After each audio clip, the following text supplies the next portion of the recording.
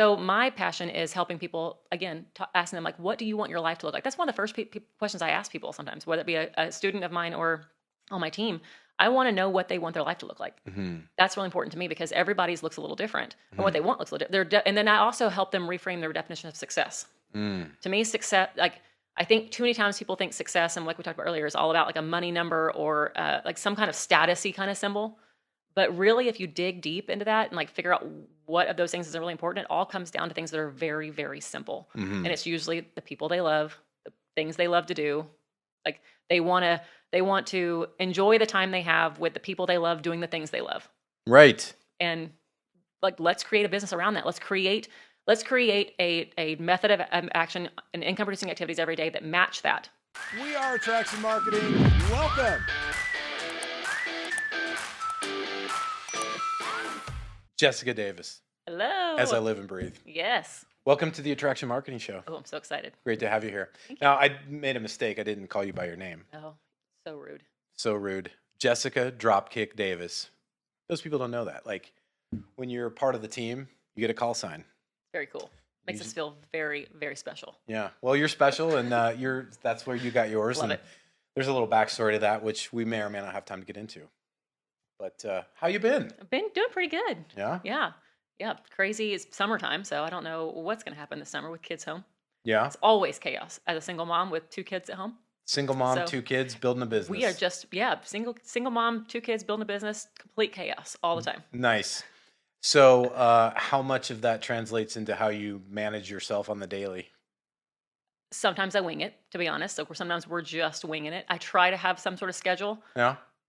But as an entrepreneur, I think you learn that lesson pretty early. Like you got to kind of go with the flow quite a bit. Being a single mom, and being an entrepreneur has taught me that lesson well. Like you can have a schedule all you want, doesn't mean it's going to happen. Yeah. So that translates a lot. I kind of just wing it with a lot of things. Nice.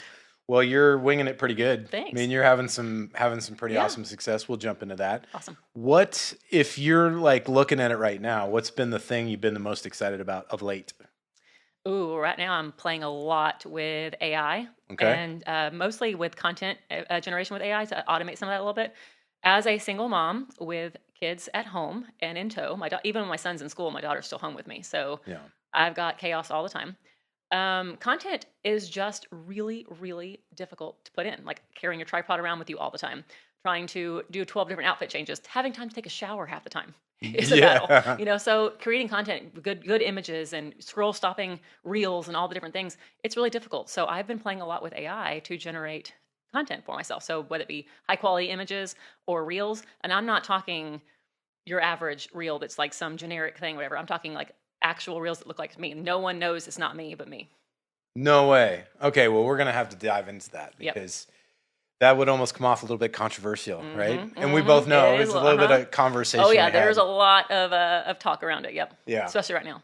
So, I mean, you take us back a little bit. How long have you been in the industry? I have been in the network marketing industry since 2016, so almost 10 full years. Okay, wow. And for a long time, you were kind of like one of our amazing, very inspirational students. We took you from basically a student, you came on board, part of the Dream Team mentorship, and now you're one of our sort of elite training mentors here in the community. So wild. It's a wild ride. Wild. Yeah. I remember seeing you the very first time that we were in the same room together. Was at a grow workshop in LA. Was that right? It might have been, was it LA or Chicago? I can't Maybe remember. Chicago. In Chicago. I can't remember. Yeah. Yeah. Was that your first one? It had to have been. I'm trying to remember because we've been so many different places now. I don't remember where the first one was, but yeah, it might have been the first one. Yeah. Because you were doing it. So was that the first one? Like, had you been to and not your first workshop, but like your first time with us, or because you took some time off? Yeah, so we'll I did come to a grow workshop before I took time off. So I had come to a grow workshop pretty quickly into my mentorship program. Like when I became a student, I came to a grow workshop pretty quickly. I knew that I wanted to just engross myself as quickly as possible with all the things. So that was awesome. Felt fire hose the whole time. Learned a ton of information. Went home, started implementing. So I met everybody then, but then it wasn't long after that I had to take the time off. Yeah. You want to go there? Sure. Okay. Well, It's part of my story. let's go there because I think one thing that a lot of people fail to really understand is not just that this kind of industry can work for people, but it can work in extreme circumstances. And one thing that we get kind of, and I say this with respect, but I get a lot of folks that will say, well, I had to take time off because life got in the way. The term life got in the way, which is always funny because it's like, life's always going to get in the way. Right. And for you, life was a freight train. Yep. Yeah. Yep. Yeah. It's so I started as a student in 2018, and it was during that time, I can't remember exactly when, but it was around August or so of 2018 that I'd probably only been in the program a few months as a student. And I went for a sonogram. I was pregnant with my second son. Went for a sonogram, and they told me that he may not be born. They didn't know yet at that point. They didn't know what was going to happen. But basically, he had half of a heart. He had 2 chambers, not 4. And went through a round of things with different doctors, saw all the different doctors, surgeons, all the things, and we ended up coming up with a plan that the condition that he had was, if you can call it treatable, I don't know if you can call it treatable. It's with surgery, so they have to basically reroute all the plumbing of the heart. But we had a plan, right? So I was like, okay, I'm going to be able to have this baby. He'll have all the surgeries. He's going to be challenged, but as far as like physically, but we're going to do this. I'm going to do this. And so I still kind of kept trucking along with my business because it's a little easy to kind of avoid some of that when you're pregnant. Well, then reality hit in January of 2019. He was born early, very early, at 31 weeks.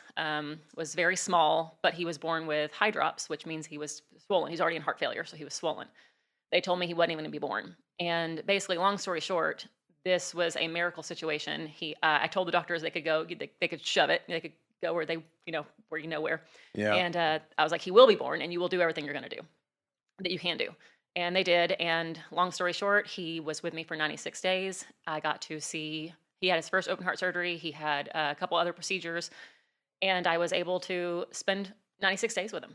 And that was a huge thing. But I was only able to spend that time with him because of this industry, because I did not have to go to a job. I didn't have anyone to tell me what I could and couldn't do. And my business still paid me during that time. So I took off, in all, I took off about 6 months from my business, and it still continued to run in the background. Wow. But a lot of that was because I had started setting up some of the processes and stuff that we're working here, that we started learning here. So while it was not where it is now, like as far as like the things I know, all the skills that I have now, it was already generating income and some automation back then. So I still had things working on autopilot. I had a team working. I had things that were working for me. So yeah. So very grateful for this industry. For that. So that's an amazing story. You had him for 96 days. Then you had to work through the grief. Yes. And still had the strength to come back. Yeah. That's amazing. Well, it was all because of you guys. I honestly, if y'all hadn't done what you had done, I don't know if I would have come back, to be honest. Like it's amazing how things kind of work out because, yes, there was parts I had to do to be strong and resilient and all the things. But I'd already done all the strong, resilient things while he was in the hospital. It was almost like after the fact, it was like, I remember sitting, it was about the time, it's before COVID, obviously. So it was 2019 at this point, and it was about May or so. I remember sitting there thinking like, I just need everything to stop. Like, it's like the world kept going and I just needed to take a breather for a second. Yeah. And I remember I was like, how do I catch up? How do I do anything? Because like the world keeps moving and I just want to slow down. So I remember thinking, look, when COVID happened and we all had to stay home, I was like, oh, this is what I wished for. Yeah. Everyone has to stop. So I was like, I can actually breathe and catch up. But backtrack a little bit. You guys actually, I remember you and another one of the mentors at that point reached out to me during that another workshop that I wasn't not able to come to because of what was going on. Y'all reached out and you sent videos to me. You sent messages to me. You told me you were there, in spirit with me and all the things. And then, y'all reached out to me after the fact and you basically told me like your program is still here. Like it's, we're going to honor your program and it's here. So y'all gave me the opportunity to jump back in where I left off. And it kind of gave me the fuel I needed to keep going. Because if I hadn't had that, honestly, like that mentorship, those people behind you, the people rallying behind you, I probably would have been stuck. Oh, wow. Yeah. Well, I'm happy that it worked, and you're definitely like our hearts were there. So glad to have you back. Thank you. Now you're back and not like looking back on it, it's just like the most, you couldn't have scripted it. Yeah. Like what in the world were you just like, okay, next challenge up. Because it was, and it's a lot of things I think most people deal with. There's going to be challenges here. There's going to be, hey, I've got to pay bills. We got to do this. life continues. It continues to Mhm. march on, but sometimes it can get heavy. What is Jessica Davis doing inside? She's freaking out, or she's like, "Hey, man, I got this," or was it a combination of that? It's probably a combination of what you see on the outside is definitely a calm kind of thing or whatever, which people tell me all the time. People are like, "I don't know how you're just so." So this is just a real world example that people can probably relate to. But just the other day, my daughter grabbed a bunch of markers and started coloring all over my couch. And my friend of mine, her name's Jessica as well. She was there and she was like, "How you just stay so calm in all this? I don't understand." She goes, "I'd be freaking out." I'm like, "Well, what are you gonna do? Like, Yeah, one of our mentors told us at one point, like one of the best things that I could ever tell myself is, it is what it is, and it's okay. yeah, And that I've kind of lived by that, like a little bit because of everything that went on. And I think one of the best things I could learn from the situation was that, yeah, life's always going to throw crap at you. mhm, It might be harder at times, it might be easier at times, but it's always going to throw crap at you, especially when things are going well. yeah, It's like when the next thing's going to happen, and it's how you react to it that is going to define what happens next, right? mhm, So it's not what's happening to you, it's what happens next. And that's where you have to say, okay, it is what it is, and it's okay. This is what I do next. So yeah, there is a little bit of freak out in it. It's not like it's all calm and easy, but if you stay stuck, you stay stuck. Like mhm, I mean, what's the alternative? yeah, Not do it. yeah, So that's kind yeah, of what I just kind of live by that is like, bring it on, bring it on. I mean, because even after that, I, lost a child, had to go through the grief of all that. And then after that, I shortly after that left an abusive marriage mhm, and realized through all that, it kind of opened my eyes to what my current situation was.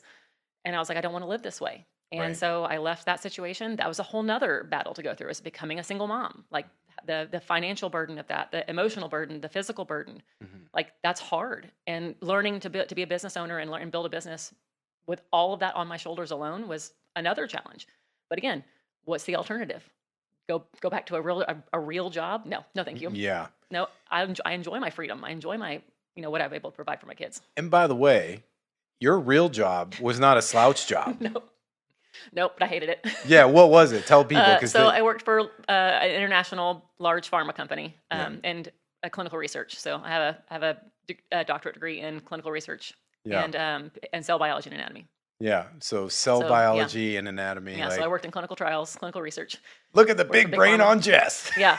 It's so funny. I just had that conversation with a friend the other day. They said, it's really interesting. Like you started in cell biology and Yeah, then you got into like marketing and now you start working with this AI and like kind of geeky stuff. Like what in the world is happening? I'm like, yeah, it's not like, yeah, there's not really any real correlation to any of that. But the one thing that kind of stays constant is I'm an always learning student. I like to learn and learn something new and be on the forefront of something and, take a really complicated concept or idea and then make it simple for other people. That's kind of, I think that's one of my superpowers is to be able to learn something very complicated and make it digestible for other people. yeah. That's I agree, superpower. And something that I've always noticed that you've had in spades when you were on as as a member of the mentorship team, you still when you do the trainings even now, it's the ability to take something that another person perceives as super complex, Hmm. right? And distill it down to where it's digestible. Hmm. So talk us through that. Like how do you do that? I think it's just kind of natural, to be honest. I mean, I can learn a lot of information. I think I can take a lot of information on, and then I kind of process it into how I might understand. But I think it's funny too, because like even though my brain I can understand when people use like more difficult language, more scientific language, I don't speak that way.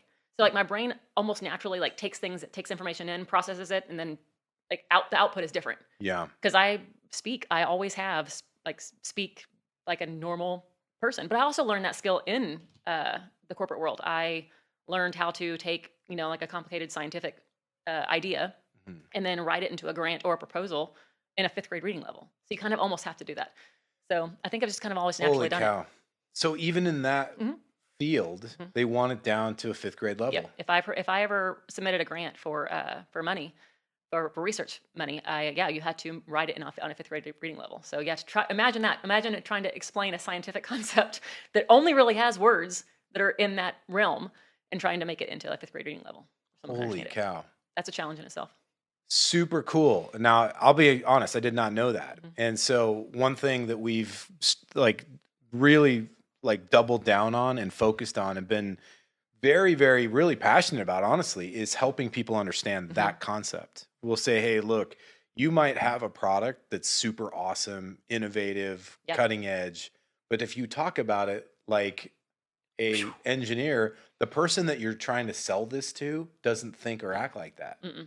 And then we'll say, so the way to think about it is put it down on a 5th grade level, and it's wild, is it not? Mm-hmm. You'll see their like eyes almost Yep. go like in circles. Mm-hmm. You can't talk to somebody like that as condescending, Yeah. and it's not. It's just easily digestible, right? Yep. This is how they're thinking. You're entering the conversation that's already in their head, especially with some of this marketing, and stuff. It's like if you're already entering the conversation, you're not trying to wow them. You're just trying to enter the conversation. Yeah. Like, there's no need to wow them with all the fancy words and terms. Like, just show them that you can be the person to help them with whatever they're already thinking. Yeah. As a mentor, do you ever find the students or the people you work with, do they overcomplicate things, or do they arrive at that place where they think it's just complicated? Like, in other words, do they have like the basic understanding of their product and then they try to blow it up into something, try to take something basic like, hey, we're going to do reels, or we're going to do hooks, or we're going to do the thing, and they turn it into this big complex, Mm-hmm. rocket surgery, so to speak? Yeah, I think all the time, especially when it's new to them. If something's new to someone and they haven't ever walked through it, a lot of people are visual. They got to learn, by either visualizing it, or they got to learn it by doing. Mm-hmm. Especially something like that. Like, and I'm that way too. Like, I catch myself sometimes avoiding learning something new because it's not in my head. I've made it more complicated than it really is. I don't really know because I haven't done it, right? Yeah. But in my head, I'm like, oh, it's going to be hard. It's going to take a lot of time to learn. It's going to take a lot of time to do this, whatever. But the moment I start actually just taking the action to do it and taking the little steps, I'm like, oh, this isn't so bad. Yeah. And I think people do the same thing. Like, so if someone takes like reels, for example, has never done them, and they will overcomplicate in their head and say, oh, I could never do that. It's too much. It's too technical. It's too whatever. But really, so there's so much technology out there that makes it so much easier that if you just would take the time to learn the step, like the next step, right? It's not, Yeah. you don't have to know the whole thing. Just take, what's the next thing you can learn? What's the next step you can take? Yeah. So it might be, open the app. Yeah. Open the app, start an account, push the button to add the video in there. Then it's like, okay, how do I add the words? And your first few might be kind of terrible, Mm-hmm. but that's okay. We all started terrible. I remember my first live videos were awful. So we all learn terrible at first. Yeah. Well, it's so funny too, because like 10 years in the industry, you've seen a few things. Mm-hmm. What has that look like as far as transformation, just overall? Oh, so this is really interesting. So I remember when I became I think that's one thing I've done really well is I think I can see things sometimes and notice that it's going to be a thing before it's actually a thing, and it creates some controversy. But I think that's important when you're an entrepreneur, because if you're not on the forefront of it, you're behind. Right? Oh, right. For sure. You can be in the middle somewhere, but if you're not kind of forward thinking and thinking, okay, what's the next thing? How can I stay above the curve? Then you're kind of, behind.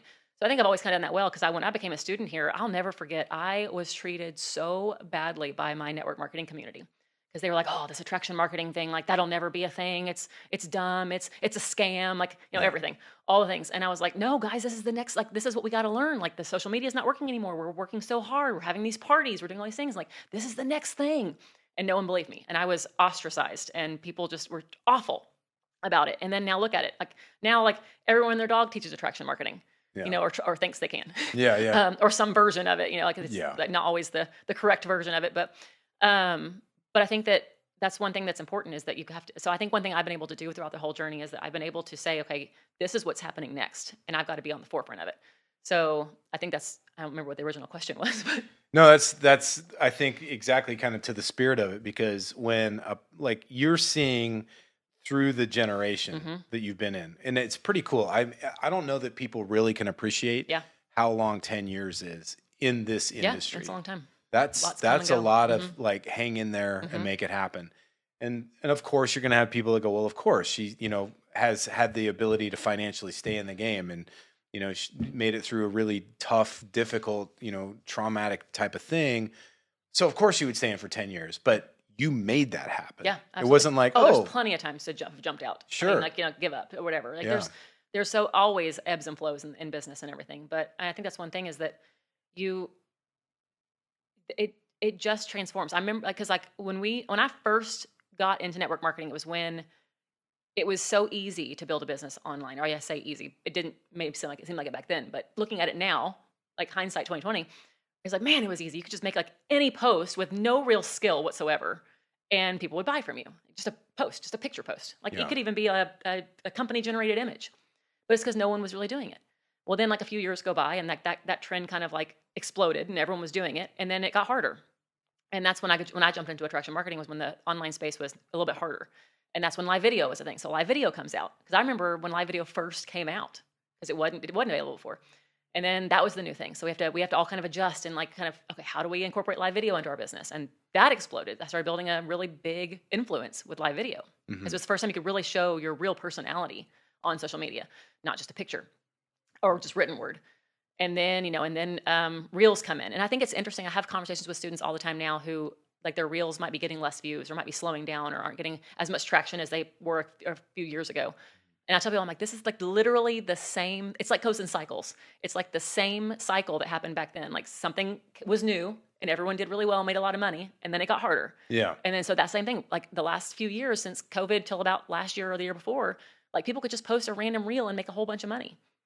And now it's a little harder. Yeah. But it's like the same ebb and flow. But it's like, gosh, if you just stay in the game, the next thing will happen. It's so crazy that you say that because that's literally it. If you just stay in the game, then whatever's next is next.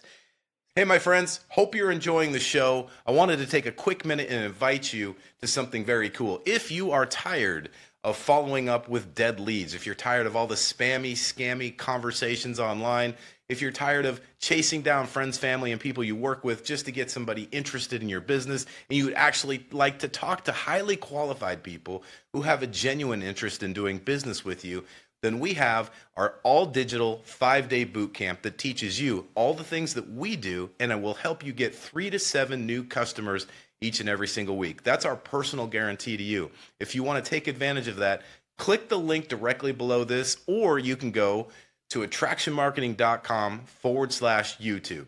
Now, let's get you back to the show. So one thing that's been coming up of late, the big thing that everybody's afraid of, we talk about this literally probably in every episode of the podcast here, is AI. You have a different attitude towards this. One that's a little bit, if I may, a little bit, I won't say controversial, but maybe. But I love it. Yeah. So let it rip. I think the topic right now in general is controversial. Everybody has an opinion. Some people are afraid of AI. Some people are gung-ho about AI. And everyone has and it's not just an opinion, it's a very strong opinion. So in the online space, what I'm finding right now is people are either, it's like a lot of what I'm learning right now with image generation and reel generation is like I'm literally creating images of myself. They're not random generated images of some random model. It's myself, right? So like I said, some people will not even realize it's not even me if they didn't know, right? If I don't tell them, they think, oh, that's a real Jessica recorded, or that's a picture Jessica took. Or she wouldn't have had a photo shoot. Yeah. So people will quickly jump in and start saying, oh, well, that's not real. That's fake. That's inauthentic. That's this. I'm like, okay, guys, but so is Facetune, the app Facetune. So are filters. How many people use filters for every post they do nowadays? Yeah. Even they get on stories. They get on Facebook stories or Instagram stories, and they are recording themselves, but they have a filter on it. Half the time, you don't even recognize people when you see them in real life anymore. My pictures that are AI generated look more like me than a filter ever would. Oh yeah. Because I actually have my fine lines and wrinkles in my pictures. Like it's me. Yeah. And so I'm like, that is more authentic than a filter or even a ring light. A ring light can be looked at as that's artificial lighting. That's not real. Yeah. Like so many things can be artificial that we use in our everyday lives that have become normal. Why wouldn't AI be normal? And I'm sorry, but if you don't start using it, people are going to. You're not stopping just because you're not using it. You're not stopping anybody else from using it. Yeah. You're going to get left behind again. Yeah. So do not. Yeah. I'm like, no. People are like, oh, the AI content isn't real. Well, no shit, Sherlock. You know, but neither is filters and Facetune. But see, here's the thing, and I agree with you 1,000% on this, by the way. I think the whole argument that using an AI generated image of yourself is, somewhat inauthentic. I disagree with that. And the reason I say that is this. I want to understand and help you have our viewers understand the actual strategy behind it. And that's usually where the first thing is. So if somebody goes, well, that's fake or that's inauthentic, my next response is a question. I'm like, how so? You tell me. And generally, it's going to be more opinion-based, and it's going to be driven by a lot of emotion. It's not a lot of fact, right? There's plenty of people out there using actual pictures, real authentic pictures of bullshit. So it's them with their perfectly manicured house. Their house is, and the kids' hair's combed, and everybody's happy. And it's like, bullshit. That's a snapshot in time. Where the real life is the mess. And very few people are willing to teach that or show that. And those are the same people pointing at you going, well, that picture's inauthentic. And you're like, yeah, but it's got the wrinkles and everything. Yeah. Yeah. So let's talk about the actual strategy. What would what's the purpose for you for using that? So honestly, like I said, being a single mom is hard. It's hard with my time. So I mean, I have to be so structured with my time, otherwise nothing gets done, right? I'm not a good I'm always juggling something. Either my business is struggling because I'm being too much of a mom, or my business is doing really well and I'm not being enough of a mom. Like there's always some sort of struggle. And that's one of the things. It's like now in today's social media environment, you got to show up all the time, right? Like you got to be here, you got to be there, you got to be on this platform, you got to do this piece of content, reels, stories, posts, everything, right? So got to be everywhere all the time. That is exhausting. Yeah. Totally exhausting. Also, if I ever take a trip with my kids, let's say we take a trip to the beach this summer, like what am I carrying? My tripod, my ring light, my camera, all the things so I can make sure I get content. It's like content. I mean, I can't imagine. I can't tell you how many friends or people in my life are annoyed with the fact that oh, can you take a video of me? Oh, take this picture of me, like whatever. I don't have to do any of that anymore. I can literally enjoy my vacation with my kids, and my content just gets generated for me. That's cool. Like I can live my life, but I also don't I don't see AI as being replacing me of any way, shape, or form. I see it as a tool. I see it as an extension of who I am, right? So it helps me. It's like my assistant. It's like my unpaid assistant. Yeah. So my content keeps getting generated. I keep getting really great quality images and videos without having to sacrifice the time with my family and the people I love. Yeah. That's the whole thing about this business. Like the desire, people don't necessarily care about if that image is me or not. Because the same thing, if I went and had a photo shoot, they're going to Photoshop me. Yeah. Right. I'm going to pay for a photo shoot. I'm going to go get new clothes that I don't wear every day. Yeah. Right. That's fake. Yeah. I don't wear those clothes every day. I'm in pajamas every day. Yeah. So I don't wear those clothes that I take a photo shoot in every day. I also they're going to Photoshop my wrinkles and my face, and they're going to make it a little skinnier. Like they're going to alter that. Sure. So this way I can still show up as me where I need to. I can still show up on stories. It's like I don't stop showing up on social media.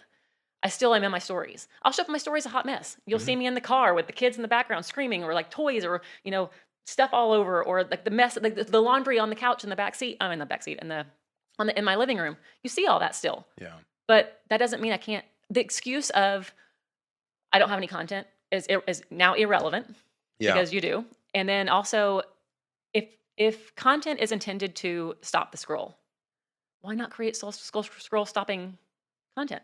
Amen. I can't create unlimited scroll stopping content as a single mom with my kids on my hip all the time. Yeah. That's dang near impossible. And it's an unrealistic expectation that it's put on people at this time of day. And I feel like people are exhausted with that. And so, now we can just generate the content. My content doesn't work for me. I show up on social media. It has scroll stopping content, but I'm living my life. And I can show people those parts of my life now. Right. Now I can show up where it's actually really authentic. Yeah. But to your point, like we watch influencers online all day who have the perfect life and perfect house and perfect whatever. No, they don't. Yeah. And we know that's not real. Yeah. Especially nowadays. We talk about that all the time, and it's always like, that's not real. It's the highlight reel, blah blah blah. Well, now I don't have. I can just take good images and good video, but I can actually show you the authentic parts too. Yeah. It's interesting that you can probably point to multiple influencers who the lifestyle they're showing you is rented, leased, or not real. Yep. They're standing in front of a house that's not theirs, but they're acting as if it is. So how is that real? Yeah. So if I do an AI generated photo with a car in the background, and you rent a car for the picture, what's the difference? It's no matter? different. Yeah. Yeah. Well, what's interesting about it, and I think this is the part that for me is the real kind of mic drop, is there are enough people that are thinking to themselves, I would love to be as prolific as Jess. I would love to have that kind of presence and that ability to influence and create that eye-stopping, content. But I mean, I have the kids, I have all this stuff, and by the time of the day that I get around to it, it's dark. I'm tired. The last thing in the world I want to do is be in front of a camera. And you're like, I know, right? Because this is what I do. And then you basically have taken that excuse out of the equation. Yep. So what was the whole point? The whole point was to create eye-stopping, scroll-stopping, or eye-popping, scroll-stopping content. And now the solution is in front of you. You can choose to take it or make another excuse. Yeah, make an excuse. Stop. No, show up online. Because I feel like that's the whole point. People either show up online out of guilt, and it's just kind of crap. It's they put it out there to put it out there, but they're not really excited about it. They're not happy about it. They're not passionate about it, or they don't show up. They're inconsistent, and that's when sales stop rolling in, right? So you've got to be consistent. Like that's just the way the game is played right now. You got to play the game, and this is giving you an advantage, the AI advantage these days. Yeah. It's so cool. I love that you're using it that way. I hadn't heard of it Mm-hmm. that way. I was talking to Matt Crystal, and we were discussing this. He actually was creating some Mm-hmm. videos, and he showed this video. They were doing they're going to be doing a demo here at the event, and it had to do with, I think, joint pain. I can't remember what the specific thing was, but he's like, we just really need a video of a 40 plus. The target market was 40 plus men, former athletes that are dealing with joint pain, and it's just kind of life, Yeah. like as it is. And so there's this incredible footage, like super clear, of a person that looks just like your target market experiencing the problem. And I'm like, man, that's amazing. Like, like where would you find, Mm-hmm. this stock footage that's specifically like that? He's like, I didn't do this. AI did this. Yep. That's an AI generated image. And I know this sounds creepy to some people. They're going to resist. They're going to make the Yeah. excuse. That's Of course. fine. But for those of us that actually want to leverage it and use it to grow, the opportunity, the future is real. looking pretty bright. Mm-hmm. Although you and I both know the industry is probably not going to be as receptive to this. No. So do you see anything in the industry where, like, guys, this is a roadblock, this is a potential pitfall for you if you don't pay attention to Mm-hmm. it? What would you say if you had the bullhorn to talk to the industry and have them wake up? For the AI stuff For specifically? anything, yeah, but I mean, I think just innovation in general is important for people to. I mean, this has happened over.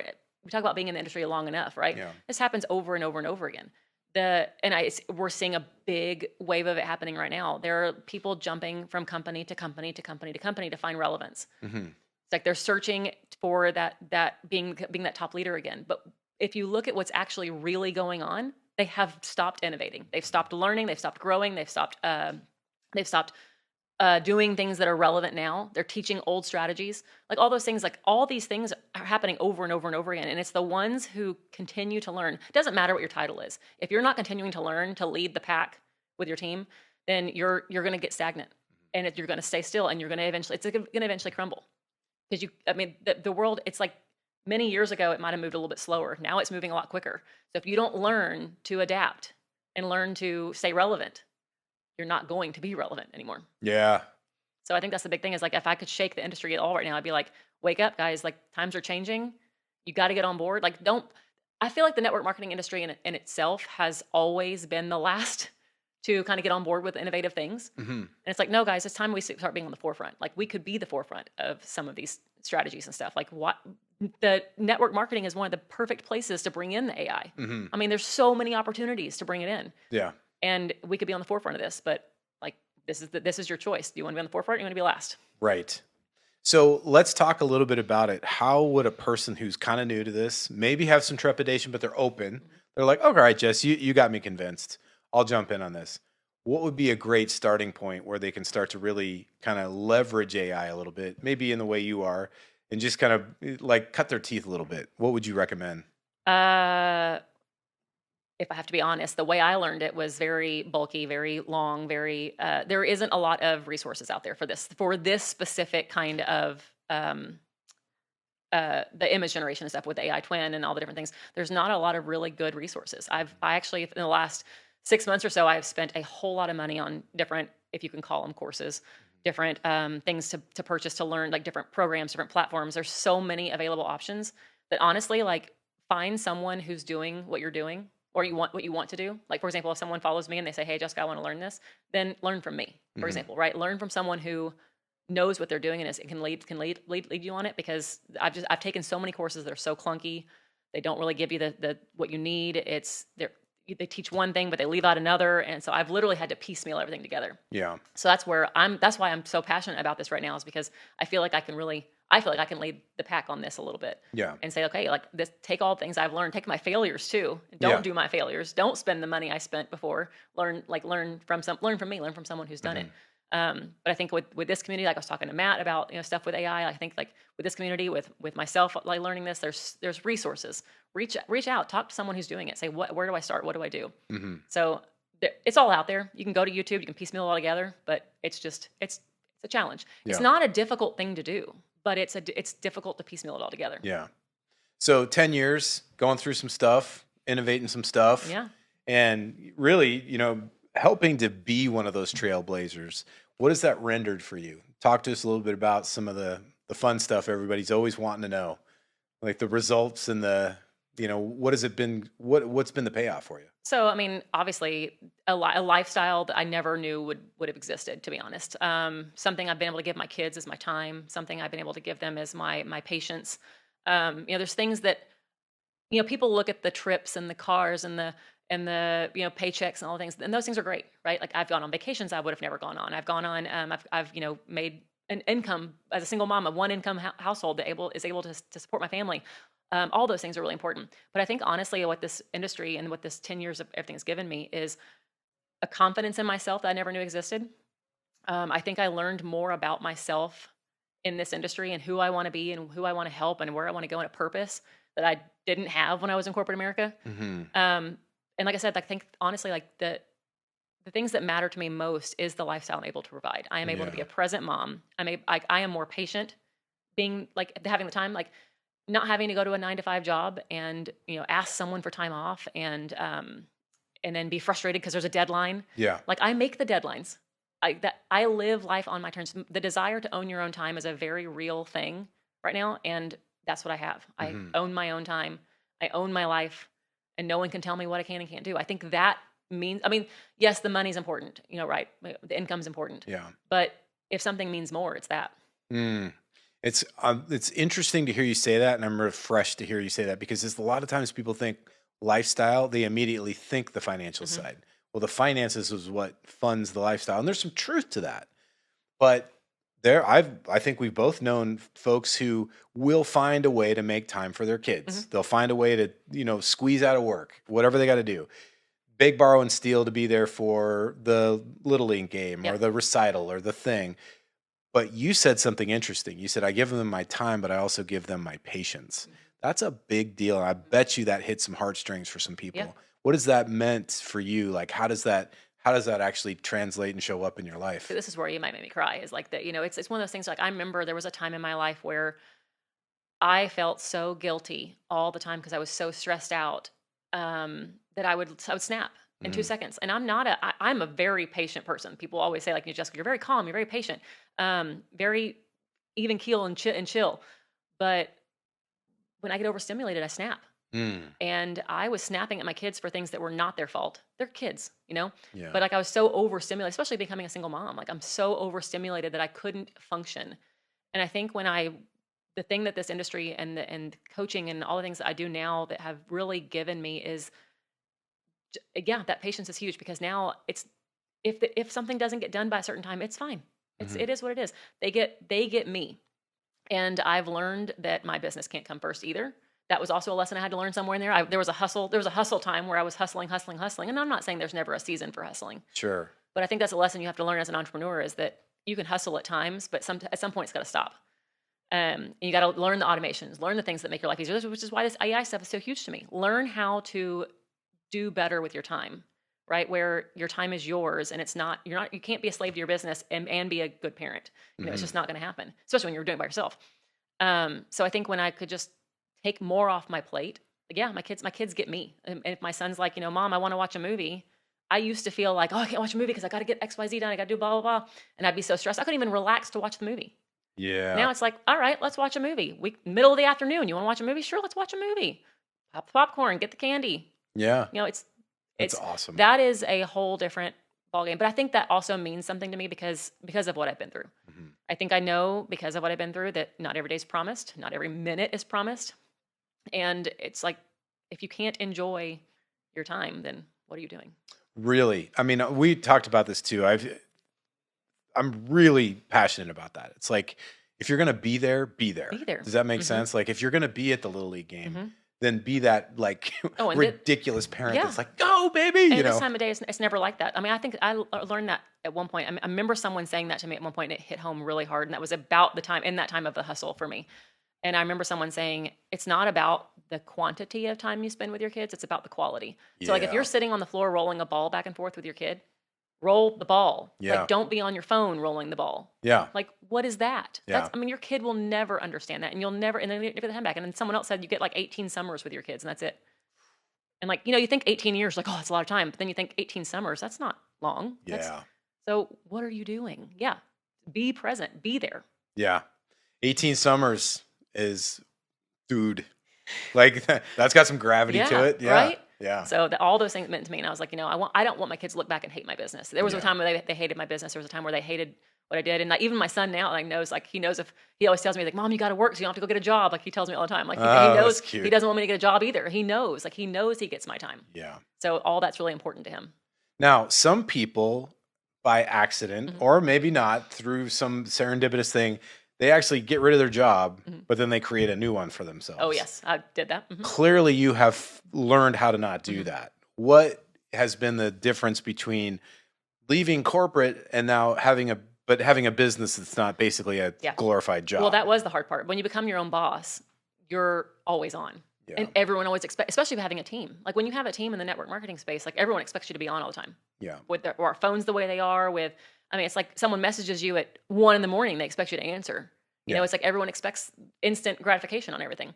So it was little things at first I implemented, right? Like certain times, like my team would know certain times of like, I'm between this hour and this hour when it's pick up from school till bedtime, not available. Figure it out.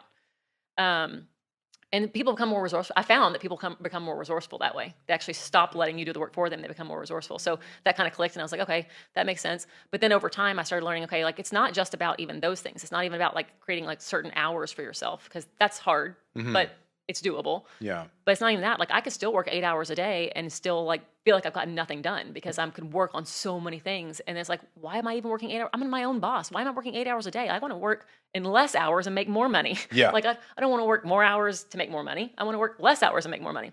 Yeah. And so weird concept. Yeah. But it's possible. That's the crazy part. Is like people think like it's been ingrained in us that we have to work to make money. Yeah.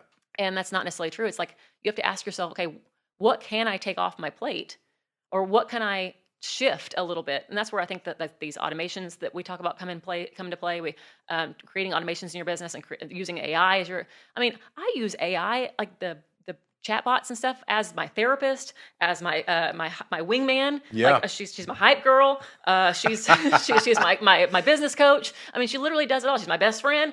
Like half the time, I literally just have conversations with her half the time. And that's cool. Like it's literally replaced so many things in my life and it made life so much easier.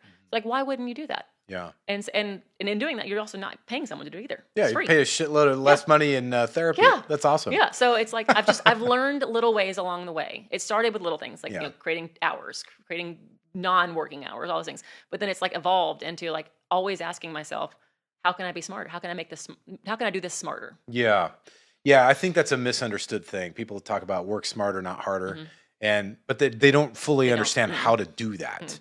You know what I mean? Yep. So what I'm hearing you do is basically talk through how you did that, which is interesting, especially considering you have a considerable team. We're not talking about like a couple of people. Right. People that if left to its own device would turn into a veritable monster. Yeah. So what does it take to be on Jessica Davis's team? Like what do you need what's the quality of a person to be on that team? Well, there's the drive and determination, obviously. Like having goals. I want people to have goals. I want people to have a vision. And if you don't have that, and if you're willing to do it, that's fine too. We can work through that.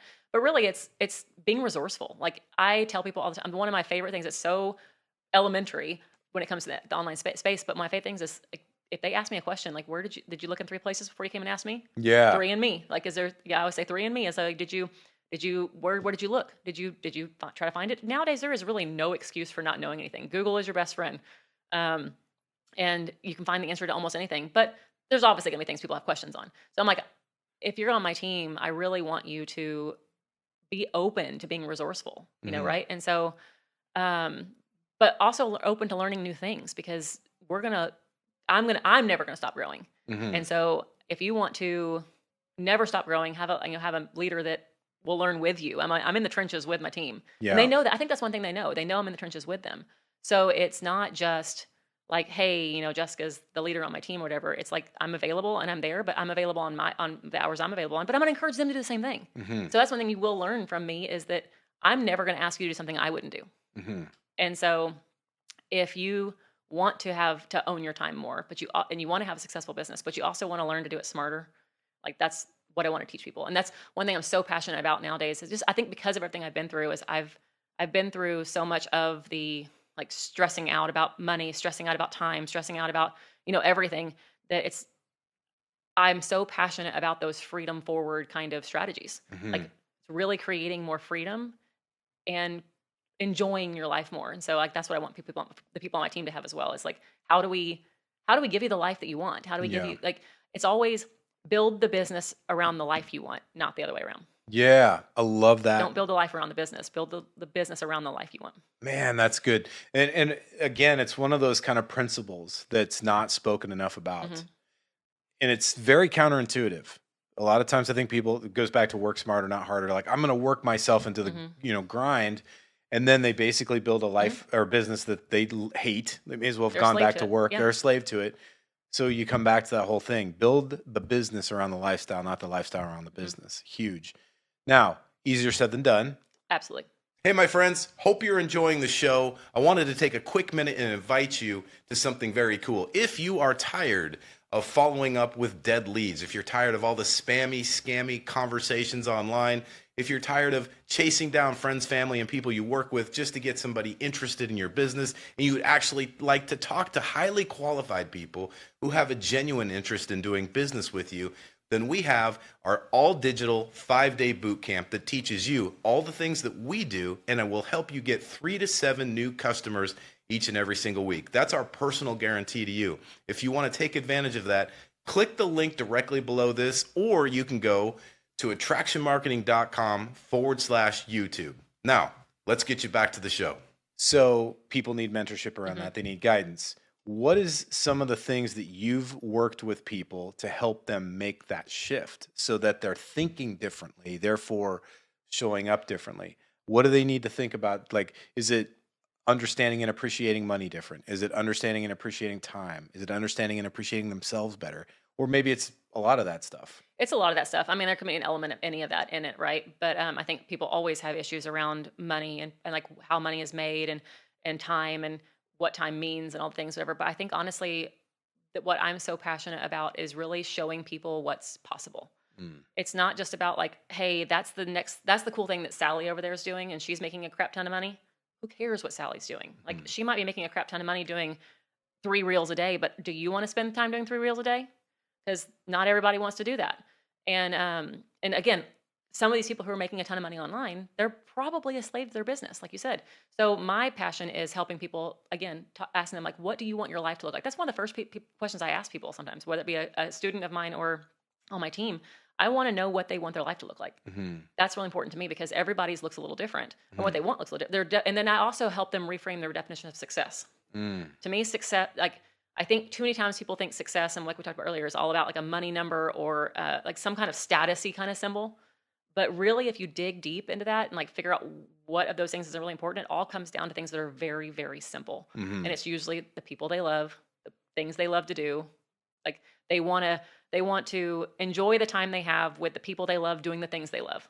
Right. And like, let's create a business around that. Let's create a method of action and income producing activities every day that match that. Yeah. I'm not going to sit there and tell you to do 4 reels a day because that's what's going to make you a bunch of money. If that doesn't match your lifestyle, what is the point? I'm going to burn you out faster than I can even, you're going to leave my team in 2 seconds. Yeah. I don't want to burn people out. I've been burnt out. Burnout sucks. Yeah. And it's really hard to come back from. It's a real thing and it hurts. It hurts. It's very hard to come back from.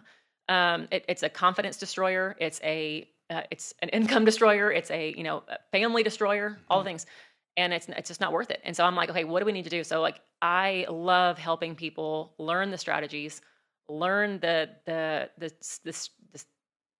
tactics, all the different things that can really fit into their lifestyle. There's so many ways we can go with someone's business.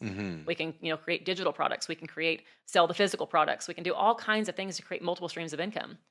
But how do we do that? Like we start somewhere and then we build it. But we do it based around what they're wanting. Yeah. Do you see a common, like if you're thinking about the team members that you have that have been successful, that have found their version of success, has there been like a common thread, a common characteristic, anything that you're like, yeah, man, if there was more of that, more people would succeed? I think it's their willingness to be open to the possibilities. I think it's people that say, like, they see what we are building and it's not, they've been burnt out. I think a lot, I don't know why, but I think I do attract a lot of burnt out moms. Yeah. I mean, I say I don't know why. Probably because that was me. Right. Yeah, probably. Right. So I attract a lot of burnt out moms, and they don't want to be angry anymore. They don't want to be the mom rage and the all the different things, whatever. They want to enjoy their life. They want to enjoy their kids. They want their kids to have good memories of them. So I think that they're so open because they don't love where they're at right now, but they see the possibility. And I think it's because, you have to model that for people and show Yeah. them what's possible. And when you model that for people, they see, okay, if she can do it, I can do it. That's how honestly, that is why I'm in this industry. There was one person that I saw and I was like, well, if she can do it, I can do it. Nice. So I think that if there's more of that. What did you see in her, just out of curiosity? You're like, if she can do it, was it because, was she just like awesome, put together, or was she like, wow, if she can do it, I can do it? Was No, it one of those moments? It was kind of a combination, honestly. Like it was like she seemed like she was doing so well in her business. Like there was like she was getting to experience the trips and the different things, whatever, and like her lifestyle just looked really great. But at the same time, she didn't seem untouchable. She was like, well, she's just like me. Like she's the same as me, but she's got all this stuff that I want. Like she's got freedom. She's got time with her kids. She's taking vacations. Like I didn't, even though I was in corporate America and I had PTO. Yeah. All my PTO was used for my kids' sick time. Oh, I didn't man. get vacations. Yeah. Yeah, right. Yeah. And so when I see her going on trips and vacations and taking her kids along and her kids experiencing things, I'm like, holy moly, I want that. And then I saw that she seemed put together, but only really because she was having success, right? Like she to me that looked put together because it was family time. It was what someone's definition of success. Yeah. My version of success was the picture perfect, like not picture perfect, but you know what I mean, like the family experiencing things together. My kids at that point might not ever see a vacation. Right. So I was like, well, I want to take my kids on vacation. Like that was perfect to me. That was success. Yeah. Right. And so when I saw that, and then I saw but she's just like me. Well, if she can do it, I can do it. She's no different than me. She's no better than me. She doesn't know more than me. She doesn't, she's not, nothing else it was very spot on to like, yeah, I can do it too. So what I get from that for you is like, get really clear on what's important to you. Yes. Pursue that, figure out what it would require to build that thing out, and then just start getting after with your business. Yeah.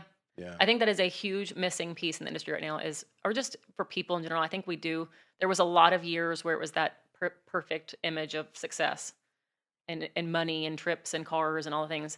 And it's like, is that really what success looks like to you? Because a lot of people get that and they're still not happy. Yeah. So Isn't that crazy? What is the definition of success to you? Yeah. A lot of times and look, I love stuff. Yeah, right. Like Me cars too. and all that kind of stuff, like for sure. Yeah. But it's surprising how, like, I got a dream car, and the guy, I was like, this is awesome. To this day, I love driving that thing, but it doesn't make me happy. I'm happy anyway. Do you know what I mean? Like I didn't need it. Yeah. And I think most people, when they don't have the thing and they think the thing, until you get it, and you're like, oh, it's not that big a deal. It's not necessarily a letdown. So it's not to dissuade people from pursuing those. But let's think about what life genuinely, what makes life rich. You know what I mean? Well, probably the problem is a lot of people don't allow themselves to really go there. Because if you think, if I look back to in my journey, until I saw someone else doing it like that and having that time and that time freedom, I was always taught you work the full-time job, you do the things, you build the retirement fund, you do all these things, whatever. You did a certain thing in order, and that was just how life was supposed to be. So I didn't really dream of the time freedom. Yeah. So yeah, I remember having a bunch of money back then because I worked in for big pharma, and I think I learned that lesson early. Like all the stuff didn't make me any happier. Like I wanted more time freedom. And when I saw that and I saw that was possible, I was like, wait a minute, that's what I really want. Yeah. I want my time to be mine. Man, that's good. It's so good. It's interesting too, because the network marketing industry is fascinating to me. I think one of the things that is universal, like timeless, and I would guess it's probably been true for a long time and will be true for as long as we're around. You can create anything you want, and you don't have to be spectacular at business. You don't have to be an accounting superstar. You don't even have to be a marketing wizard. You just have to be real. And it goes back to even all these people that are like, but Jessica has AI generated images. Yes, but the message is real. Yeah.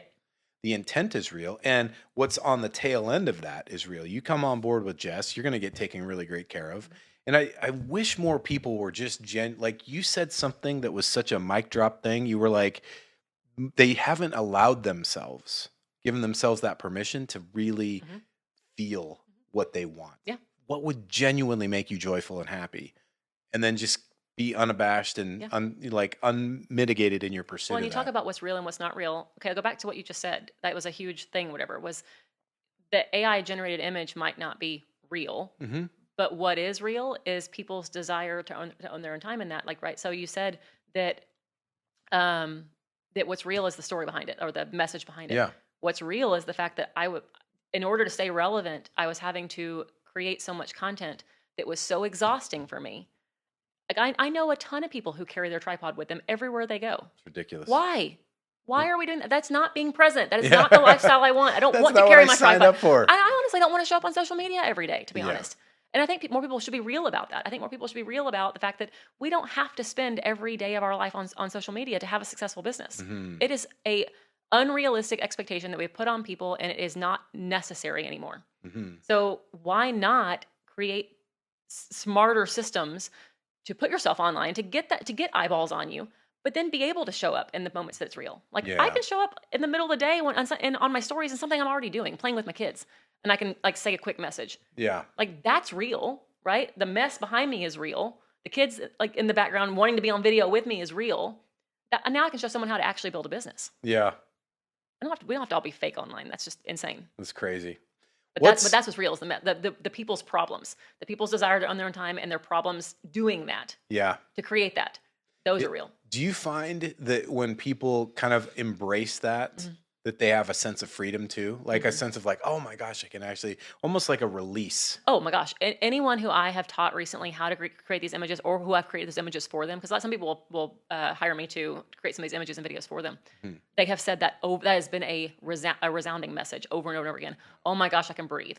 Oh my gosh, this is the easiest thing that that I've been able to do in a long time. Like I don't feel like I can go on vacation and not take my tripod with me. I can, I don't have to have my I remember I got one recently that was like, my husband is so happy he doesn't have to be my Instagram husband anymore because they have to always do the videos and everything, like those things are huge. Yeah. Those are huge wins for people. So yeah, it takes so much pressure and it's fun, to be honest. Mm-hmm. It's fun. It is fun to create because I can style my AI twin however I want to. Like I can create styles that I would never normally wear and just for fun. I don't have to ever Sure. post it, but just for fun. It is so fun to just start kind of rebranding yourself in some way without having to actually do that yourself. Like what?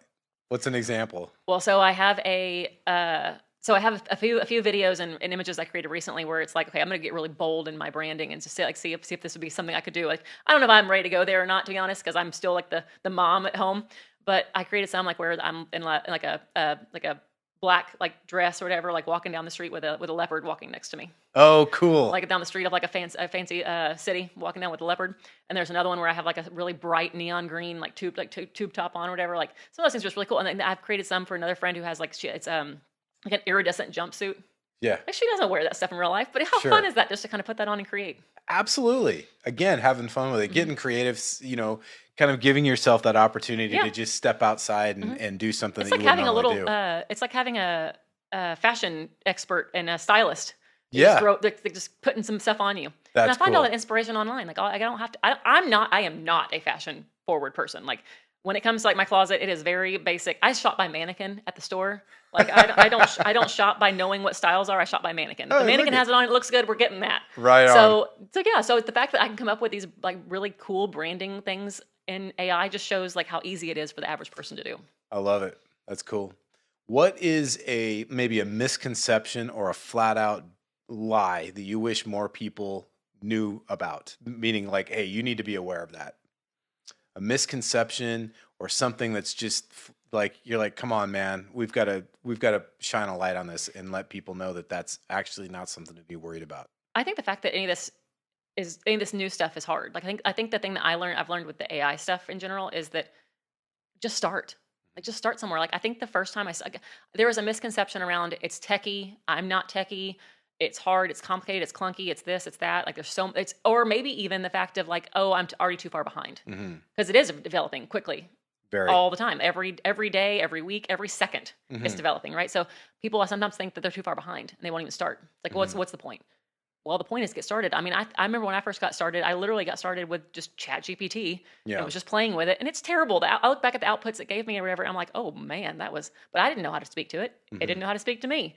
So it was just generated stuff. So, but it's like the more you play with it and you get in, the better you become at it. Like anything else, you start start somewhere, and then you start building onto it. It's like becoming an expert in like some kind of sport. If you want to be good at a sport, you have to do it every day. Yeah. Same thing with AI. Just get in there, start doing stuff, and mess with it every day, and you'll be surprised in 6 months from now how much you know. Yeah. Where do you see the industry heading? Like, I don't know, maybe just in the next 12 to 18 months, not 18 years, but what do you think is going to be the next, like if somebody wants to pivot and be ready for that, where would they want to focus? I think that the industry has been really interesting the last year to 2 years. I feel like there's been so much shift. I think that, we've already seen the shifts of companies closing down, going affiliate, all the things. The the desire for people to make money online is bigger, I think, than it's ever been. Well, I think we've gone through waves of this again still in the years, like every however many years when the economy gets rough or whatever, people are like, oh, I need more ways to make money. And they get open, right? Well, I think now more than ever, people are open because there's so many ways to make money. What's interesting about the network marketing space is that now it's got so many competitors for the online space. It's got digital marketing. It's got, which is funny because like nowadays people see digital marketing separate than network marketing, but obviously they can be the same. But there's all these like categories now where it's like digital marketing, buy a course, sell a course. And then it's the affiliate marketing, like, buy something and resell it, or it's network marketing. There's all these different ways to make money online, which the funny thing is they've always been there. Yeah. They're just bigger, louder now. But I think that the network marketing space has got to find its place. So it's got to find its place again in where we're at. It used to be like the big one. Yeah. And the other ones were kind of like we're like underneath it, like in the umbrella somewhere. Now this is like it's got all these competitors and it's got to find its place again. And I think that it's shifting so much because companies are trying to be more affiliate model style or whatever. And some companies are trying to go more on social media and some are trying to be more innovative. Some are still staying behind the past. I think it's just in a really interesting time where it's really got to find its place or it's going to get left behind again. Yeah. So I think that it's going to take really, really innovative leaders to up-level this industry again. It's like every few years it needs a good up-level. Like a reboot. A reboot. Yeah. And it's in that place again. Because again, I think what we're seeing right now is there's so much company hopping. There's so much, that next company is shiny because like look at the 15 people just rank advanced 15 bazillion times in 2 days. Yeah. And it's like that is not real. Speaking of. Yeah. Talk about real. Yeah. Just because someone took their 100-person team to another company and rank advanced in 2 days doesn't mean that that's the average person going to be able to do that. Yeah, you can't keep doing that. Yeah, you can't, and they can't keep doing it. Yeah. And that's all that's happening. It's like it's like the relaunch to relaunch to relaunch to relaunch to relaunch. Jeez. And it's exhausting. Yeah. And it's hard for people who are sticking it out. It's hard for us leaders who do stick it out with a company or with what we believe in because we're seeing, like we have people come into our teams and we see them get distracted by something. I think social media has done wonders for network marketing, but it's also hurt it in some ways. Yeah. Because now like it's almost like the dating world out there. The dating world is a little disgusting right now because it's always like there's so many options. It's like, oh well, what's the next best option? What's the next best option? It's just gross. Yeah. Same thing with network marketing. It's just gross. So people are like they're using the same verbiage, the hypey crap, the whatever. Like my comp plan's better. Like no, it's not. Yeah. There's all comp plans have great things to them. They all have bad things to them. Like I said, it is what it is. Like find somewhere you align with. Find something that matters. Find leaders that are innovating and leading the charge. That's what's going to get you to the next level. That's huge. Yeah. Do you ever notice anything that you see in a seasoned person, like somebody who's been around, they've got a measure of success that you're like, I'm going to hit you over. Like, how many times do we have to hit you over the head with a frying pan to get this through to you? A constant, like kind of a gap. Maybe it's, just that blind spot that people in the industry, been in this industry for a while, have had a measure of success, results, and they just kind of keep getting in their own way. Anything that you see? Oh man, probably a bunch of things, but I really think that there are two types of leaders. There's two types of people leading this industry, and it's either the people that get to a rank and get comfortable, or people who enjoy helping the next person get to the next rank and get comfortable, right? Yeah. So if too many people get somewhere and see the success they see, and then they sit back and they do nothing, and then they expect that might have worked years ago where things didn't shift and evolve as quickly. Like little things may have changed here and there for like how people built business, but now things change so rapidly that like if you sit back and you're just collecting your paycheck, your team's going to crumble in front of you. And I think I think that's why people jump, because they think, oh, it's not me, it's the company. It's not me, it's the product. No, it's you. Yeah. It's you. So The common denominator. I just want to shake them. So I was like, look in the mirror. If you have company hop to five to 9 different companies in the last 2 years, the problem is not the company. Right. So that's what I think is one of the biggest things I want to beat people over the head with right now is like, look in the mirror. Yeah. Look in the mirror and take control of what you're doing here. Yeah, especially what you can control. Yeah. Take control of what you Yeah. can control, as opposed to obsessing over Yeah. all the other stuff. So More people need that. Rapid fire questions. Oh, gosh. 30 seconds or less. Okay. These are mailed to us from all over the globe. Oh, boy. Just people from everywhere. They mail them to us. We never know. Yeah, never know. They just come in this big, gigantic mail bag. You just dump it on the floor, and we just grab them. Good luck. What is one source of inspiration that has been a constant for My kids. you? Okay. Yeah. So I remember telling someone, and that may seem like people always want like a bigger answer than something like that, but honestly, that's it. I mean, it's if it wasn't for my kids and what I'm building for them, I wouldn't show up every day. I can sit there and say like, some guru or some, inspirational person or some, goal I'm chasing after, but who cares? That stuff does not motivate me and get me going every day. It's my kids. And I remember, and I learned that I think I realized how just important of a factor and a driving factor that is when I lost my son, Liam, because I had Lane, my oldest son. I had Lane when I lost Liam. And I remember thinking if I didn't have Lane, I wouldn't put one foot in front of the other every day. I wouldn't get out of bed. So I realized how important they are. I realized how important every day is. I realized how important those memories are for them. They only get one childhood too. So Huge. What am I going to do to make their childhood better? And so that drives me every day. That is an inspiration to me every single day because they light me up. They inspire me to do better every single day. I love it. That's awesome. What is a go-to piece of advice that you would give or find yourself giving that just seems to be like a recurring theme? Go-to piece of advice for business, life, doesn't matter. I think what we talked about earlier, is one of the biggest things that I literally tell myself almost daily. And it is whenever something happens, whatever it is, to tell yourself it is what it is and it's okay. Keep moving.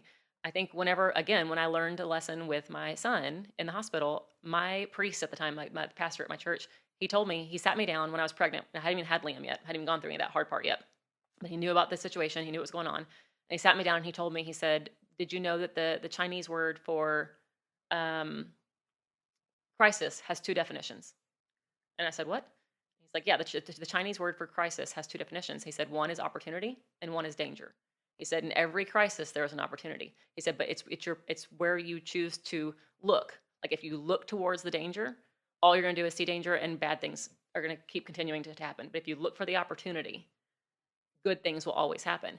And I lived by that then and even now. So like then, one of the things I did was as much drama and chaos and grief and heartache was going on during the time in the hospital with my son, I chose to find the opportunity. I shared his journey online with my son. I mean, online with the world.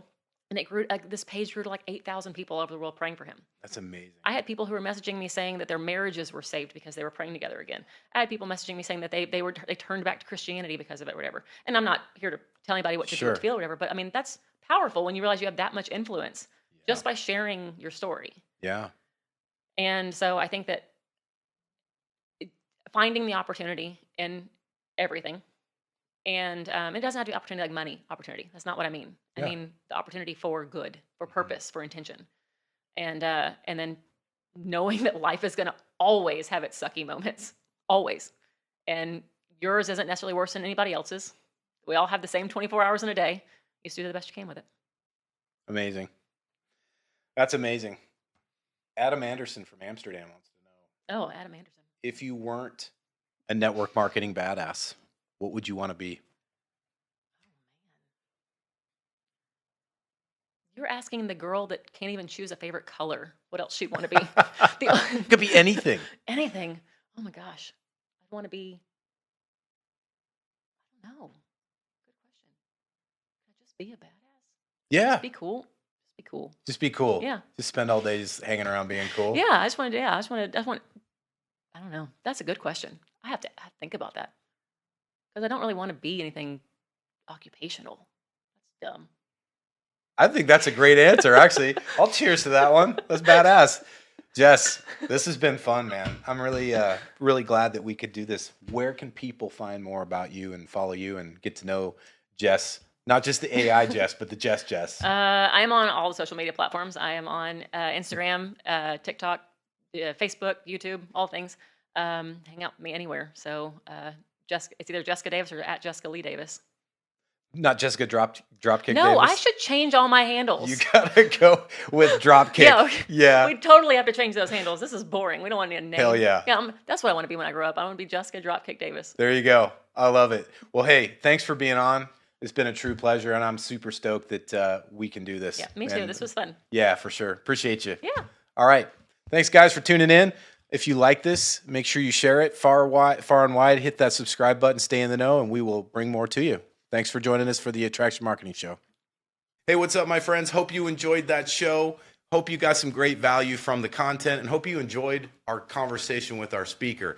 I want to just remind you, if you are ready to stop chasing people and start having people chase you, if you're tired of all the spammy, scammy conversations all the time, and you'd rather have 3 to 7 highly qualified customers each and every single week coming to you in your inbox, you are invited to grab our free 5-day digital boot camp that will teach you how to attract the right kind of people, create the kind of influence so you can start enrolling those 3 to 7 customers each and every single week. And you can get that at the link below, or you can go to attractionmarketing.com/YouTube.